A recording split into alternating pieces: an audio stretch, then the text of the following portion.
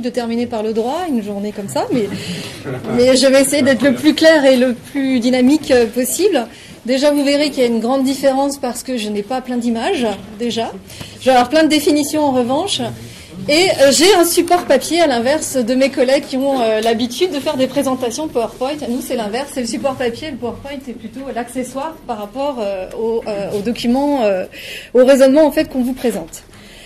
Alors, pour là, cette journée, je voulais essayer de montrer à partir des faits qui ont été donnés à la fois par Sabine et par Christian, de vous donner en fait les faits factuels. Les données factuelles, c'est les éléments en fait que le droit doit ensuite traiter. C'est à la fois une perte avérée de matière organique avec des conséquences préjudiciables qui ont été identifiées, et notamment la menace sur les sols, qui a été présentée tout à l'heure par Christian. Et puis, de l'autre côté, ce qui a surtout été présenté par Sabine, l'idée qu'il faut absolument avoir une offre, que l'on a, en l'état, une offre disponible de matière organique qui provient notamment de déchets agricoles à épandre. Alors, je vais revenir effectivement, comme l'a suggéré tout à l'heure Sabine, sur les données liées aux définitions juridiques aux déchets. Alors, du coup, on a deux attentes qui existent par rapport au droit. À la fois une attente sous l'angle des matières organiques à épandre. Donc, il y a un besoin d'éclairage, voire d'assouplissement de la législation applicable aux déchets, dans un premier temps. Et puis, très souvent, d'un point de vue du droit de l'environnement, on voit à la fois ce qui est sous l'angle activité ou produit, d'un point de vue juridique, et puis de l'autre, on voit sous l'angle plutôt du milieu récepteur, qui peut être l'eau, l'air, et là, en l'occurrence, je l'aborderai sous l'angle des sols agricoles, et de savoir en fait comment, alors évidemment pas de façon exhaustive, mais comment est-ce que la législation peut accueillir de façon favorable des pratiques qui permettent l'augmentation et le maintien de matière organique sur les sols agricoles. Alors, tout d'abord, sous l'angle de la législation applicable aux déchets, j'ai volontairement distingué en deux temps, à la fois pour vous donner un certain nombre de préalables liés à la législation relative aux déchets, et notamment celle de la définition. Et puis ensuite, dans le second temps, j'ai plutôt axé sur les réflexions sur le statut juridique des déchets agricoles en tant que tel. Alors, sur la définition, et d'abord sur le préalable, en fait, lié au droit des déchets. Donc, je vous ai donné la définition, qui est une définition européenne, qui est transposée ensuite en droit français, et qui est ce qu'on appelle codifiée ensuite dans le Code de l'environnement. La définition, c'est une définition qui existe depuis 1975 et qui a été maintenue, y compris dans la version de novembre 2008, modifiée en 2018. Donc là, je vous donne la définition. C'est toute substance ou tout objet dont le détenteur se défait ou dont il a l'intention ou l'obligation de se défaire. Ici, en fait, par rapport à ce qui a été présenté tout à l'heure, j'insiste sur le fait que la qualification juridique du déchet, elle va systématiquement dépendre du comportement du détenteur de ce déchet. Vous-même, par exemple, vous avez un vélo tout neuf, vous décidez de vous en débarrasser, même si le vélo, il est tout neuf, vous pouvez n'importe qui d'autre peut l'utiliser, eh bien, ça sera considéré comme un déchet parce que vous avez décidé vous-même de vous en défaire. Donc, la définition du déchet, c'est une définition qui est très subjective. Bien évidemment, vous allez avoir des facteurs ou des éléments ou des indices objectifs qui vont permettre de qualifier une substance de déchet ou pas. Par exemple, le caractère usagé, le caractère inutilisable, donc tous ces éléments-là vont être des éléments objectifs, mais j'insiste sur le fait que c'est vraiment la définition, le comportement du détenteur qui va conduire à la qualification juridique de déchet. Donc ça veut dire que, pour en revenir à la question des effluents d'élevage, ça veut dire que si une substance a une valeur économique, eh bien, c'est pas pour autant qu'elle peut être exclue de la qualification juridique de déchet. Donc ça, c'est le premier préalable.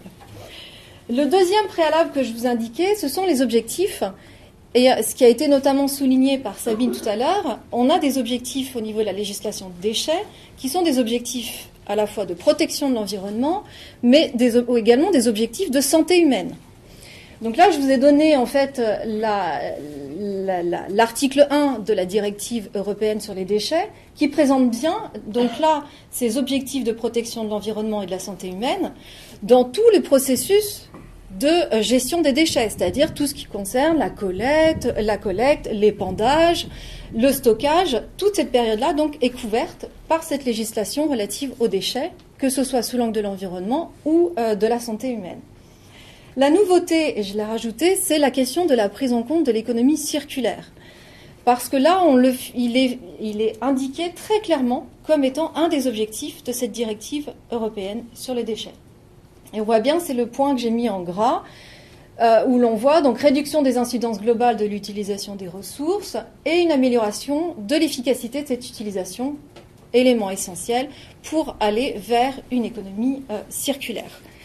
Donc ça, c'est les éléments qui permettent de préciser ce que l'on entend par objectif relatif à la gestion des déchets.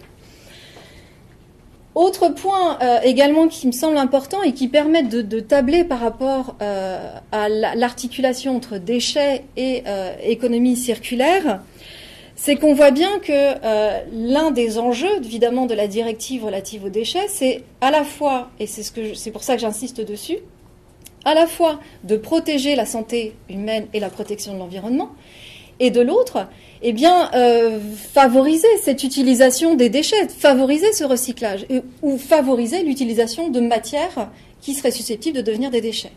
Donc là, on a en fait ce double enjeu et cette double difficulté pour pouvoir développer cette économie circulaire. Si l'on voit en fait les évolutions à la fois du droit, des textes juridiques, mais aussi des interprétations par le juge, donc c'est-à-dire de la jurisprudence, si l'on a ces deux aspects, on voit en fait qu'initialement, on avait une définition du déchet qui était extrêmement large. C'est ce que je vous ai indiqué tout à l'heure, où même si on avait l'intention de se défaire de ces déchets, et qu'il n'y avait pas une réalité, une effectivité de ce délaissement, eh bien, on considérait que c'était quand même dans la qualification juridique des déchets. Donc on avait une définition extrêmement large parce que l'on considérait que le fait de se défaire de ces déchets était justement là le risque pour la santé humaine et l'environnement. Donc du coup, on avait une définition qui était très très englobante. Donc ça, c'est le premier point. Et l'on voit en fait dans cette optique que, y compris lorsque l'on a des déchets qui sont susceptibles ou des substances susceptibles de des déchets susceptibles de réutilisation économique, eh bien là le juge disait oui, on considère quand même que ce sont des déchets. Donc là, vous imaginez qu'on était à un stade où c'était extrêmement compliqué à la fois de savoir si on était dans un cadre juridique des déchets ou pas, et de favoriser une logique de recyclage. Donc, fur et à mesure qu'on a avancé dans cette idée à la fois de développement du recyclage et de développement de l'objectif de l'économie circulaire, eh bien, le juge, fur et à mesure, a commencé à restreindre la qualification juridique de déchets et a essayé, en fait, de donner des critères de plus en plus objectifs pour pouvoir sortir de la qualification juridique de déchets. Et c'est ces éléments jurisprudentiels qui ont été ensuite normés dans les textes juridiques et qui ont donné naissance à la notion de sous-produit qui vous a été présentée tout à l'heure par Sabine. Et là, en fait, sur cette définition des sous-produits, on voit bien que l'objectif, c'est du coup de circonscrire la qualification juridique de déchets et d'en enlever en fait une partie. De dire, certains, non, ils ne correspondent plus à la qualification juridique de déchets. Volontairement, je vous ai donné la définition parce que, évidemment, comme je vous le rappelais au départ, l'objectif de la législation déchets est une législation qui est très protectrice vis-à-vis de l'environnement et de la santé humaine. Donc, du coup, pour pouvoir avoir la question de cette idée de sous-produit, il faut aussi être extrêmement clair sur les critères qui amènent, en fait, à cette qualification de sous-produit. Donc là, vous avez un certain nombre en fait de notions, de conditions pour la qualification de sous-produit, et notamment, je vous ai indiqué que l'utilisation, par exemple, ultérieure soit certaine, que cela fasse partie d'un processus de production, que l'on soit aussi dans une logique où on n'a pas en fait de véritable traitement. Donc en fait, on a toute une série de conditions qui sont cumulatives et qui vont amener en fait à cette notion de sous-produit et donc à réduire la qualification juridique de déchets. Je vous ai indiqué aussi, toujours dans cet objectif, parce que en matière de législation relative aux déchets, ça a été celle où il y a eu le plus de contentieux. On a eu en plus d'une cinquantaine de contentieux, où à chaque fois c'était oui, mais c'est quoi un déchet selon la législation européenne? Donc évidemment, ça crée une insécurité juridique permanente pour les acteurs qui souhaitaient développer en fait des pratiques utilisant le déchet. Donc on a cette notion de sous-produit et on a aussi, à vos souhaits, une clarification juridique pour pouvoir sortir du déchet, de la qualification juridique de déchet. Là, j'explique. L'idée est qu'on puisse être clarifié la notion de déchet qui n'est pas une notion définitive. La matière, elle est déchet aujourd'hui, mais elle peut devenir produit demain. Donc il y a aussi un certain nombre de conditions qui ont été précisées pour pouvoir sortir de ce statut juridique de déchet, parce que ça restait extrêmement flou et finalement on ne savait pas si on était encore dans le statut juridique de déchet ou dans celui de produit. Là, il y a aussi un certain nombre de critères qui ont été indiqués, pour pouvoir justement clarifier la situation, pour pouvoir dire on n'est plus dans le statut juridique de déchet, mais dans celui de produit. Et là, je vous ai indiqué les différentes conditions, notamment le fait d'être utilisé à des fins spécifiques. Alors bien évidemment, ça va rester toujours sujet à interprétation par le juge. Qu'est-ce que ça veut dire des fins spécifiques, par exemple? Donc on a toujours en fait cette marge d'interprétation, mais qui est quand même réduite par rapport à ces critères. Et notamment le fait que cette substance remplisse par exemple des exigences techniques, ou encore qu'elle n'ait pas évidemment d'effets globaux nocifs pour l'environnement et la santé humaine. Et là, on comprend tout à fait. Mais notamment, en fait, ce que je voulais dire, j'ai mis le petit b volontairement supprimé par rapport à la législation de 2018. Pourquoi, en fait, je l'ai laissé en tant que tel? Parce que, initialement, ce petit b exigeait comme condition aussi cumulative, et là je cite, l'existence d'un marché ou d'une demande pour la substance ou pour l'objet. Et là on voit bien qu'il y a aussi une dimension qui est subjective et qui complexifie là encore cette sortie du statut juridique de déchet qui n'existe plus depuis 2018. Donc on voit bien que l'objet de ces dispositions, là de cette dernière et celle de sous-produit, est de favoriser l'utilisation des matières et notamment de favoriser le recyclage des déchets. Et dans cet objectif, dans la directive notamment de 2008, ce qui a été mentionné tout à l'heure aussi par Sabine, vous avez la notion également de biodéchets qui a été, c'est une nouvelle catégorie juridique qui a été identifiée. Et là, on voit bien que l'objectif là du législateur est d'isoler en fait cette catégorie de déchets pour favoriser son recyclage également. Donc, on est aussi dans cette approche également. Alors, concernant plus spécifiquement les déchets organiques et à épandre sur les sols agricoles. Alors là, comme vous l'a signalé tout à l'heure aussi Sabine, c'est que l'ensemble de ces matières organiques, et moi j'ai laissé déchets organiques, ne correspondent pas à la même qualification juridique.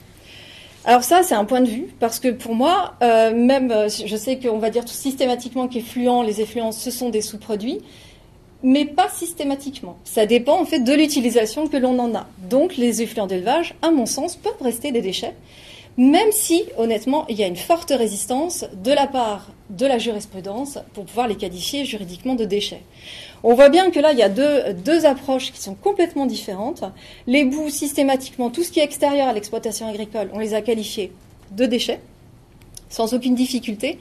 En revanche, pour tout ce qui concerne les effluents d'élevage, on est en fait dans la logique encore ce sont des fertilisants traditionnels, donc ils conservent une certaine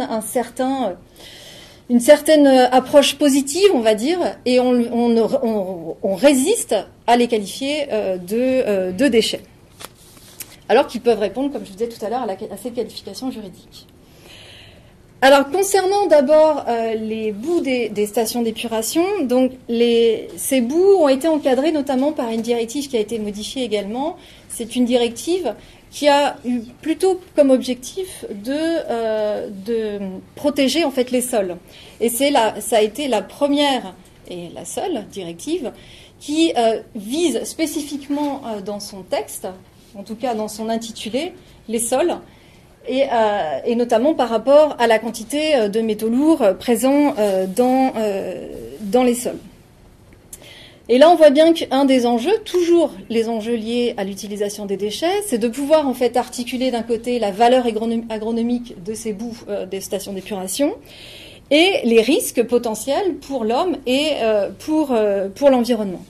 Donc la réponse juridique a été de fixer un certain nombre de valeurs limites de ces métaux lourds dans les sols pour pouvoir articuler justement l'utilisation agronomique et de l'autre côté les risques pour la santé humaine et l'environnement. Je vous ai noté un petit encart juste pour les eaux usées. Il y a une utilisation aussi possible des eaux usées sur les sols agricoles, notamment qui est encadrée par un arrêté français. Et cette possibilité d'utiliser les eaux usées comme à la fois matière fertilisante et irrigante, ça a été rendu possible avec un certain nombre de prescriptions techniques qui accompagnent en fait cette utilisation des matières des eaux usées.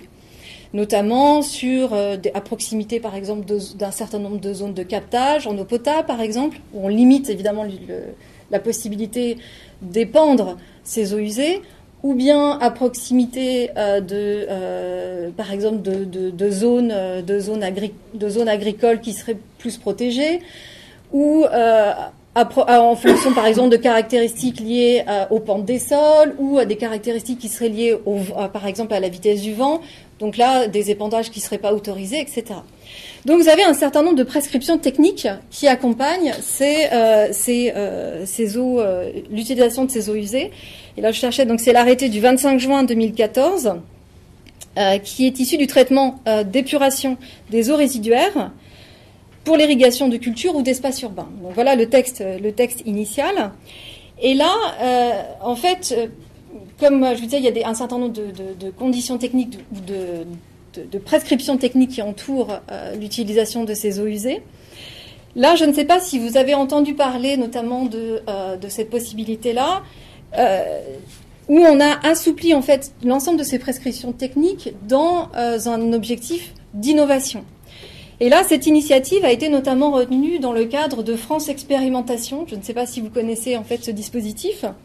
Ce dispositif a été lancé en 2016 par Bercy. Et l'objet en fait, alors l'objet général qui ne concerne pas uniquement les eaux usées, l'objet général de France Expérimentation est de mettre en place des moyens qui sont importants pour soutenir des projets ambitieux, des projets de manière générale innovants. Et en ce sens, pour pouvoir mettre en place ces projets ambitieux, eh bien, elle permet aux acteurs, notamment économiques, de pouvoir assouplir un certain nombre de normes ou de procédures administratives. Que ce soit un assouplissement de normes réglementaires, ou là, depuis 2018, ce sont des normes législatives. Et là, en 2016, on a eu un projet de la société CEDE, ou C2, je ne sais pas comment on le prononce, qui est une filiale du groupe Veolia, et qui, en partenariat avec la FNSEA, eh bien, a développé une solution d'irrigation, justement, par aspersion innovante, qui fertilise et qui irrigue des cultures grâce, justement, à ces eaux résiduaires urbaines traitées. Et là, l'actuel arrêté, donc je vous disais, qui permet un certain nombre de restrictions, toutes ces restrictions ont été levées, justement, pour pouvoir permettre une utilisation à titre expérimental de cette possibilité en fait, d'aspersion dans le territoire, enfin sur un territoire délimité, puisque c'était au niveau des Hautes-Pyrénées. Donc là, il y a une autorisation d'exploitation d'installation d'irrigation de cultures par aspersion, sans ces contraintes donc réglementaires. Alors, concernant les effluents d'élevage, Comme je vous disais, les effluents d'élevage bénéficient d'un statut un petit peu différent. Et c'est notamment dans le cadre de la directive, je vous ai mis la directive nitrate. Alors je suis restée dans le droit européen, mais effectivement il y a aussi les installations classées pour la protection de l'environnement qui vont réglementer les élevages dits intensifs. Dans le cadre de cette directive, et là j'ai voulu retenir cette directive-là parce que c'est sous l'angle évidemment des fertilisants. Les effluents d'élevage font partie de ces fertilisants au même titre que les engrais minéraux.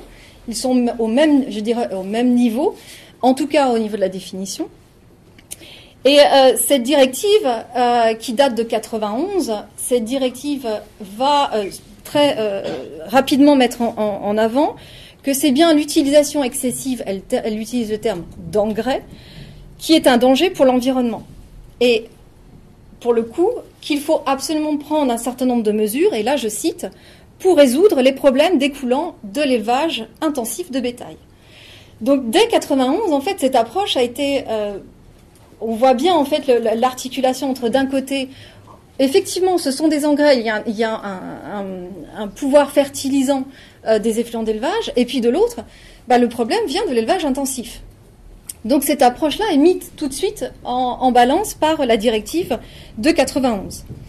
Donc comme vous l'a expliqué aussi tout à l'heure Sabine, on voit bien que suite à ça, on a eu, dans le cadre de la directive nitrate, des zones vulnérables, là où on avait un seuil qui était beaucoup trop élevé par rapport à la qualité de l'eau, et puis la mise en place de programmes d'action. Et dans le cadre de ces programmes d'action, on a notamment une limitation de la quantité par an et par hectare d'effluents d'élevage, qui est de 170 kg par an et par hectare d'effluents d'élevage que l'on peut épandre sur les sols agricoles.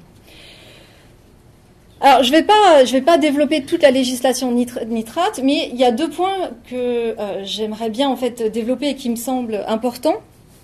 Le premier point, c'est que c'est bien une quantité excessive de matière organique à épandre qui peut être concurrencée aussi par des engrais chimiques, qui va entraîner ou qui risque d'entraîner une inutilité en fait des matières organiques de départ. Et donc une potentielle volonté de se défaire de la part des agriculteurs. Les engrais organiques étant beaucoup plus simples d'utilisation, avec un dosage très précis, comme d'ailleurs ça nous a été montré tout à l'heure, il est beaucoup plus aisé de se débarrasser de ces effluents d'élevage, surtout si on n'a pas les terres disponibles, que d'utiliser des engrais chimiques. Donc dans cette hypothèse-là, on voit bien que c'est de nature à entraîner la qualification juridique de déchets. Pourtant, comme je vous disais, il y a une résistance, et notamment il y a deux affaires qui sont concomitantes, deux affaires qui datent de 2005, qui sont de la Cour de justice de l'Union européenne et qui concernaient en fait des élevages intensifs espagnols. Et là, dans le cas précis, la Cour a retenu en fait la qualification de sous-produit à l'égard de ces effluents d'élevage et non celle de déchets, en l'occurrence. Mais ce qui a le plus retenu mon attention par rapport à ça, c'est qu'elle avait considéré que là, si on ne respectait pas, par exemple, les quantités maximales d'épandage fixées par la directive nitrate, eh bien, que c'était un manquement aux obligations liées à la directive nitrate, mais qu'en aucun cas, ça pouvait entraîner la qualification juridique de déchet. Donc on voit bien que c'est pas hyper clair et que la frontière, en fait, elle aurait pu très bien dire, voilà, si on a un dépassement, ça veut dire qu'on va au-delà de l'utilisation qui était autorisée et au-delà, en fait, de la capacité d'absorption des sols. Donc, on aurait pu qualifier ces effluents d'élevage, en l'occurrence, de déchets. Mais la Cour n'a pas retenu, en fait, cet argument-là. Elle a préféré considérer que dans ce cas-là, eh bien, on était plutôt dans, là je cite, qu'on avait rejeté de façon incontrôlée dans l'environnement au titre de la directive nitrate, mais que ce rejet incontrôlé ne permettait pas la qualification juridique de déchet. Ce qui est tout à fait, à mon sens, discutable. Le second point, en fait, qui est important par rapport à la directive nitrate, que je vous ai mentionné aussi tout à l'heure, c'est que l'objectif de cette directive n'est pas en soi de limiter l'épandage des effluents d'élevage. Mais on est bien dans une logique de limiter les conséquences de l'élevage intensif pour le coup. Or, comme je vous disais tout à l'heure, on voit bien qu'il y a une certaine clémence des juges à l'égard en fait de ce modèle agricole, clémence des juges qui laisse à penser que le droit ménage en fait d'une certaine façon l'élevage industriel. Et puis, je sais que pour les spécialistes, j'en ai dit quelques mots à table, pour les spécialistes en fait de la méthanisation, il n'en demeure pas moins que là aussi la clémence en fait du droit à l'égard des effluents d'élevage va à mon sens jusqu'à la problématique de la méthanisation. Parce que le Code rural, notamment dans son article L110-1, a ouvert la possibilité d'avoir en fait la possibilité de considérer comme étant activité agricole la production, voire la commercialisation de cette énergie produite. Mais en même temps, il faut être honnête, le fait d'avoir développé aussi cette méthanisation était aussi un moyen de pouvoir absorber une partie des effluents d'élevage et de trouver une issue ou une sortie, je ne sais pas comment on pourrait dire, à ces effluents d'élevage. Donc là encore, on voit bien également que le droit va aussi ne va pas remettre en cause cet excès en fait d'effluents d'élevage, mais au contraire va l'encadrer et va d'une certaine manière le valider par des solutions techniques pour y répondre. Et donc du coup, il va avoir sa réponse là aussi juridique de façon à ménager là aussi l'élevage intensif. Pour cet aspect-là, il me semble, en tout cas sous l'angle de la législation applicable aux déchets, il me semble important en fait de pas seulement en fait se focaliser du point de vue au nom de l'économie circulaire sur des solutions à trouver à ces substances ou ces matières organiques, mais aussi en amont de réfléchir à la source de production de ces déchets. Et je rappellerai juste que dans la hiérarchie des déchets, la première est de réduire la production de déchets et ensuite de les valoriser et à la fin de les éliminer. Donc il y a quand même une hiérarchie à respecter. La première est d'aller d'abord dans ce sens. Alors comme je vous l'avais dit aussi, je voulais aborder aussi avec vous la question du milieu récepteur de ces effluents, de ces matières organiques.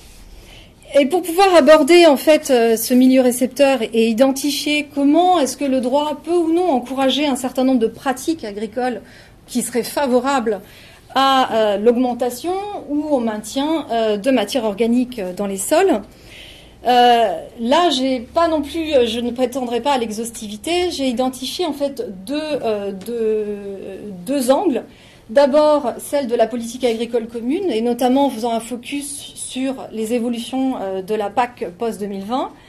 Et puis, l'autre angle, ça va être plutôt sous un angle qui là sera plus, je dirais, plus juridique, qui est sous l'angle de la propriété privée.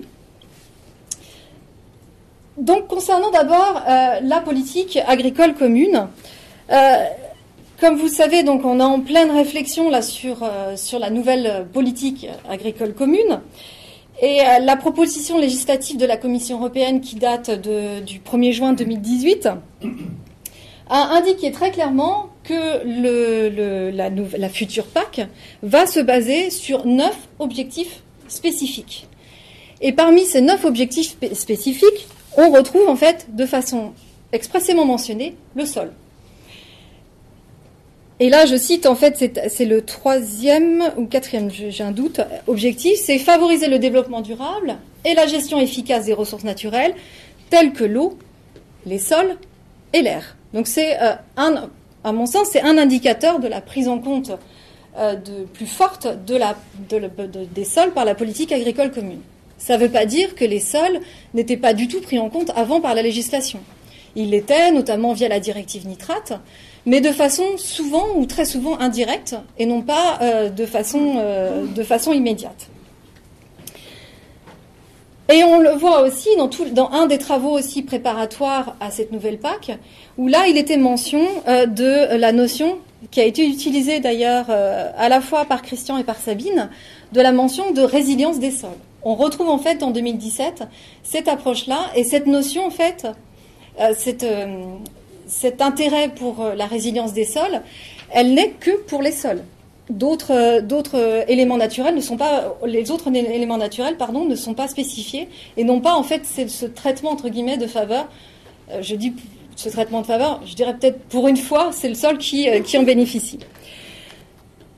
Alors, cette préoccupation marquée pour les sols, dans le cadre de la politique agricole commune, peut, à mon sens, peut s'expliquer au moins par deux éléments.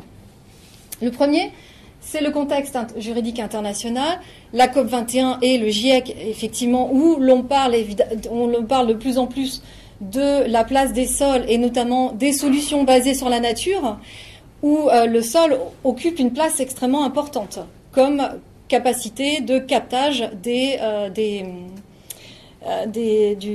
carbone, et notamment comme solution qui serait la plus immédiate et la plus simple, et notamment si l'on parle de géo-ingénierie, où vous avez d'un côté les situations un peu de fiction avec l'utilisation de miroirs, etc., pour pouvoir refroidir la planète, et de l'autre côté, on a des solutions qui sont plus à titre, qui sont plus utilisées comme la forestation, ou là les techniques en fait de stockage du carbone dans les sols, qui sont des techniques qui sont, je dirais, plus apportées et qui sont déjà mises en œuvre.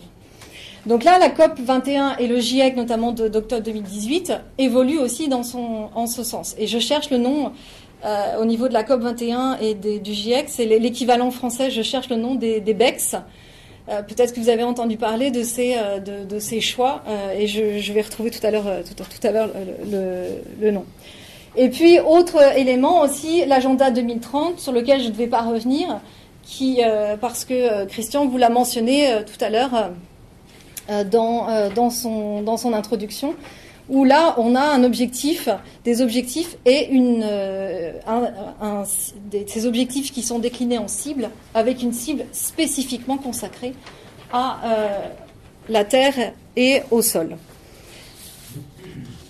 Alors, autre élément aussi qui est cette prise en compte du sol, qui là est plutôt lié à un contexte européen et plus spécifiquement lié à la politique agricole commune, qui elle s'est auto-proclamée comme politique Carrefour, et en expliquant qu'elle souhaitait en fait augmenter les objectifs de développement durable.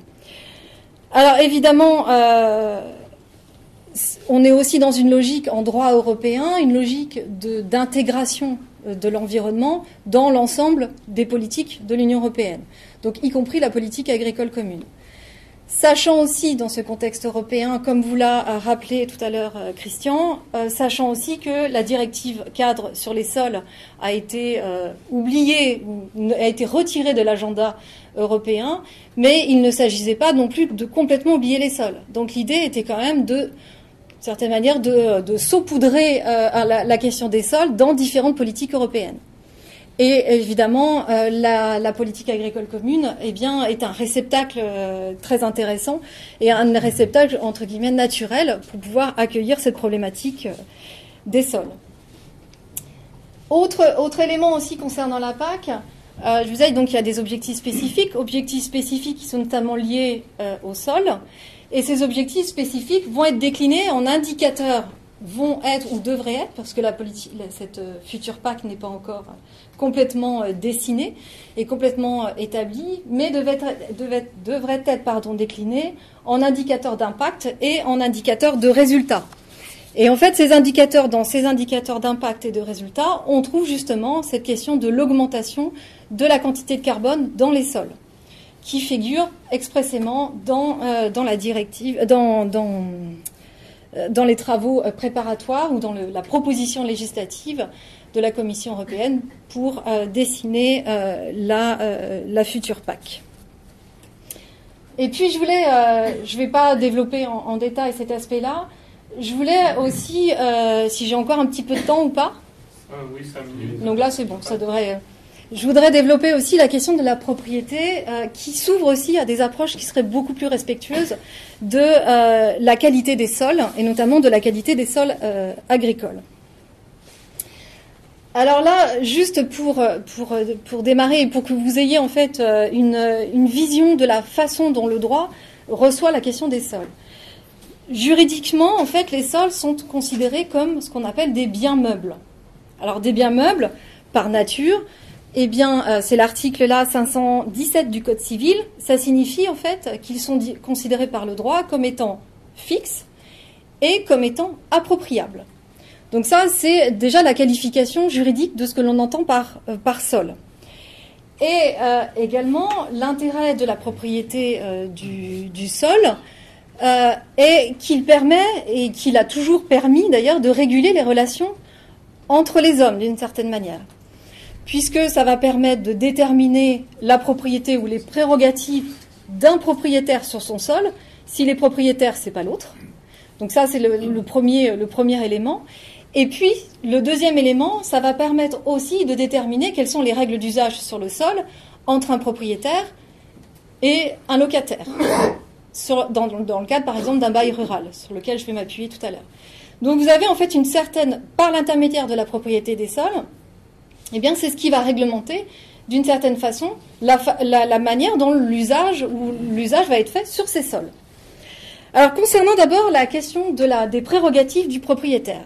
Alors, très souvent, et c'est pour ça que j'ai mis tout de suite pas absolu, parce que très souvent on dit je suis propriétaire, j'ai le droit de faire ce que je veux, et en droit on traduit ça par usus, abusus, fructus, c'est-à-dire je peux en abuser et donc le détruire. Fructus, j'en récolte les fruits. Et il me manque un, et je vous ai dit, et l'usus, j'en ai l'usage. Voilà. Donc en fait, la propriétaire absolue, il a les trois. Et donc volontairement, je vous ai indiqué l'article 544 du Code civil pour vous dire, non, ce n'est pas vrai. Le propriétaire n'est jamais un propriétaire avec toutes les prérogatives. Ce n'est pas en fait une propriété absolue. Là, je vous réindique l'article 544. La propriété, c'est le droit, et pourtant on a l'impression, quand on lit le début du texte, de jouir et de disposer des choses de la manière la plus absolue. Mais en fait, on oublie très souvent la dernière partie de la phrase, pourvu qu'on en fasse un usage, qu'on n'en fasse pas, pardon, parce que là, il y a une faute de ma part, qu'on n'en fasse pas un usage prohibé par les lois ou par les règlements. Et c'est pas un lapsus, je précise.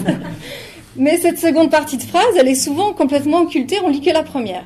Or, ça veut dire très concrètement que le législateur ou le gouvernement peut très concrètement limiter les droits du propriétaire. Et d'ailleurs, lorsque vous regardez l'origine du droit de l'environnement, ce n'est que du droit réglementaire ou du droit législatif. Et par ce biais-là, par ce droit étatique, eh bien, les droits du propriétaire ont été largement en fait limités au fur et à mesure de cette évolution du droit de l'environnement. Donc, je répète, ce n'est pas une propriété absolue. Mais je voulais quand même rectifier aussi une certaine justice aux propriétaires, c'est que l'environnement n'est pas nécessairement subi comme une contrainte. Et c'est là où je veux en venir par rapport aux évolutions, c'est que la propriété peut aussi servir un but environnemental.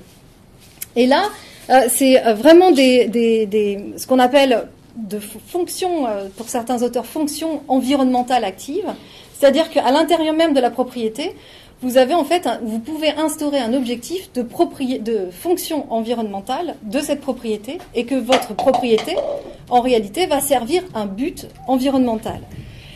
Je ne sais pas si vous avez entendu parler de ce dispositif. Ce dispositif qui s'appelle les obligations réelles environnementales, ce dispositif a été introduit par la loi biodiversité de 2016, donc c'est un dispositif qui est récent.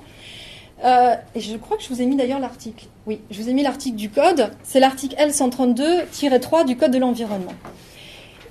Je vous résume en 2 mots ce que signifie cet article. Ça veut dire que vous êtes propriétaire. Vous décidez en fait sur votre propriété qu'il y a en fait que vous concluez avec par exemple une collectivité ou une association ou une personne privée qui est favorable à la protection de l'environnement, vous concluez un contrat avec cette personne-là. Et cette personne-là, en fait, sur cette propriété, on va faire naître une charge à destination et donc des obligations en faveur de la protection de l'environnement. Et ces obligations vont être valables pour le propriétaire d'aujourd'hui, mais aussi pour tous les autres propriétaires. Donc en fait, on va réussir à faire perdurer, et c'était un des gros enjeux d'ailleurs du droit, faire perdurer une obligation environnementale dans le temps et donc attachée à la propriété et donc attachée à un sol. Donc là, c'est un dispositif qui est nouveau, qui est inspiré des conservation easements aux États-Unis et au Canada, où là on voit bien donc c'est pour le propriétaire foncier qui volontairement va céder à un organisme une partie de ses prérogatives pour préserver des qualités écologiques d'un fonds. Donc vous voyez bien que là l'intérêt c'est que avec cette possibilité de pouvoir le transmettre de propriétaire en propriétaire, eh bien vous voyez bien que cette idée peut être intéressante, notamment pour pouvoir maintenir des pratiques liées à l'utilisation, à l'augmentation ou au maintien de matières organiques dans les sols. Juste pour terminer, et notamment je l'ai indiqué juste en bas, on voit bien que les obligations ont des obligations pas très précises, mais qu'elles peuvent contenir cette idée de maintien ou d'augmentation de la matière organique dans les sols, puisque c'est des obligations qui ont pour finalité maintien, conservation, gestion ou restauration d'éléments de biodiversité ou de fonctions écologiques. Et là, la fonction écologique peut être très bien, justement, la capacité d'épuration des sols, de maintenir cet aspect-là, et donc d'avoir une meilleure qualité des sols. Je voulais annoncer au début, je voulais juste vous dire aussi concernant la relation, le droit de la propriété va aussi gérer la relation entre un propriétaire et un locataire. Et là, dans le bail rural, très clairement, le bail rural a un objectif de longue date, un objectif productiviste, où là, le propriétaire peut résilier le contrat de bail avec le locataire, donc un agriculteur locataire. Et là, je cite, « Si des agissements du preneur sont de nature à compromettre la bonne exploitation du fonds ». Donc là, vous vous dites, bah, c'est pas problématique, puisque la bonne exploitation du fonds, ça dépend comment on l'entend. Sauf que c'est là, à chaque fois, quand je vous disais, les détails sont importants, c'est la façon dont le juge, interprète ce qu'il entend par bonne exploitation du fonds. Je vous donne trois exemples, où là, il s'agit plutôt d'identifier la mauvaise gestion du fonds, donc ce qui a justifié une résiliation du contrat. Je vous donne 3 exemples. Absence de labour et d'ensemencement, insuffisant des apports d'engrais ou d'amendements, rendement anormalement bas obtenu par un métayer ou un fermier. Donc il y en a certains qui datent, je les ai volontairement des jurisprudences qui peuvent être plus ou moins anciennes. Celle-ci, par exemple, date des années 50. Et également, le législateur a conduit à priver de terre, par exemple, un agriculteur qui s'était rendu responsable d'une baisse de production en raison d'un changement de pratique agricole. Et la raison, elle est fondée essentiellement, et là je cite, parce que ça concerne directement la thématique d'aujourd'hui, sur l'absence d'apport d'engrais et de fumier, autre que des déjections des animaux mis au pâturage. Et là, ça a été considéré comme étant une mauvaise gestion du fonds utilisé par le preneur. Donc on voit bien que là aussi, on a un certain nombre de réflexions à avoir, avec une évolution quand même qui permet du bail rural environnemental, mais qui est dérogatoire par rapport à ce bail rural donc, que je vais vous présenter. Où là, en fait, la possibilité, c'est depuis 2006, d'avoir des pratiques environnementales respectueuses de l'environnement. Eh bien, ces pratiques environnementales qui empêchent ou qui permettent d'éviter justement la résiliation du contrat. Donc là, mais c'est sous une forme là dérogatoire. On peut quand même penser que par rapport à l'évolution, et je terminerai sur cet aspect-là, l'introduction notamment de la notion de service écosystémique et de fonction écologique dans la loi, et notamment dans la loi biodiversité, que le juge aura une interprétation totalement différente de ce que l'on entend par bonne exploitation du fonds. Voilà, merci. Est-ce que les questions techniques pour Alexandra Lambert? C'est un peu de la construction du sol. Je m'interrogeais sur ce qu'il y en a des pratiques de décaissage. C'est-à-dire que le décalage entre le sol en tant que matériau qu'on peut enlever à un moment et revendre, et la propriété du sol en tant que... Le sol